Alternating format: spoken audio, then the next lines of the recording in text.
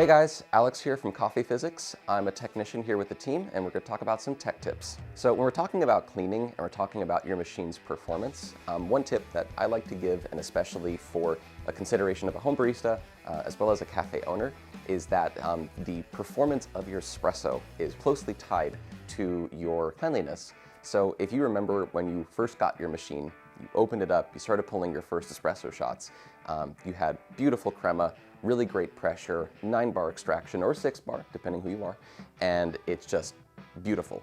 Voluminous, fluffy, tasty, clear, clean, and maybe as the machine's gotten older, maybe you haven't necessarily given it as much cleaning.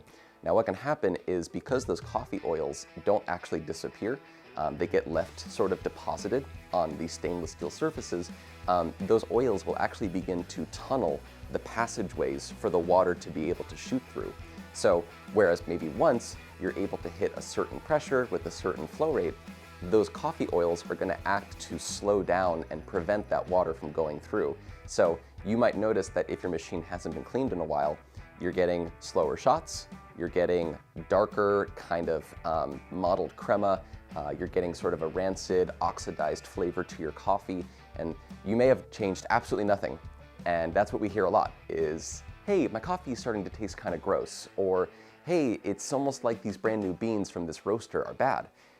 We really would recommend that the first thing you do is if you have a machine with a group head and a screen, go ahead and drop that first, and you'll be able to look and see through. What I like to do is hold it up to a light source, so either the sun or an overhead light, and you want to be able to make sure that light is able to pass through that filter screen.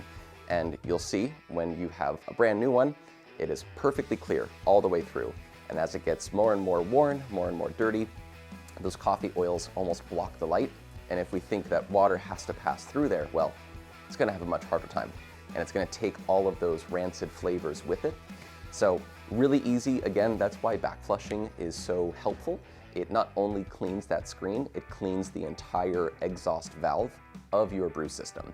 So everything from the brew water to the drain for your brew water is essentially cleaned when you use a back flush or a chemical detergent. When we're talking about cleaning, I always think about the water pathway. So water is kept in your boiler, and it's kept clean, it's kept hot, it's kept pretty much by itself. And as soon as you're introducing coffee into it, so you kind of move the paddle over, that water now has to travel through a few different places.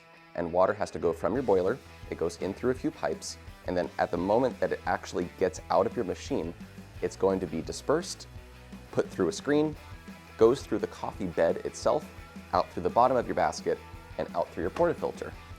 And your portafilter is another place that those coffee oils can actually build up, and over time you can have what was originally something that was a shiny, really bright metallic surface where there was no off flavors, there was no oils that were building up there. Over time, just by the nature of coffee oil, it's very persistent and it will build up and it will slowly take over all of those clean, just blemish-free surfaces. And again, if you have ever had that experience of, well gosh, this coffee here tastes bad, but this one tastes really good, I'd really encourage you to look at the way that your baskets look and look at the way that your portafilters look. So again, if you're a busy cafe, you typically already have an end-of-night cleaning routine, so you'll be soaking your portafilter heads in a cleaning solution overnight, and we don't necessarily think home baristas need to do it every single night, but again, having like a weekly cadence, maybe a Sunday cleaning, you're already going to be home potentially and able to take the time to inspect everything that water touches on the way into your cup. So cleaning your basket, cleaning your shower screen, cleaning your portafilter, especially ones that have the two spouts. So don't forget, use a scrub brush to really get inside those spouts too. And I think you'll be really impressed and proud of yourself of just a little bit of cleaning, a little bit of chemical cleaner, what it can do for the taste of your coffee. And I hope this helps, and obviously you guys can stay tuned for more of our tech tips as we talk to our different coworkers and share some highlights of what we have found to be helpful in the field. Hope you enjoy, and see you again next time.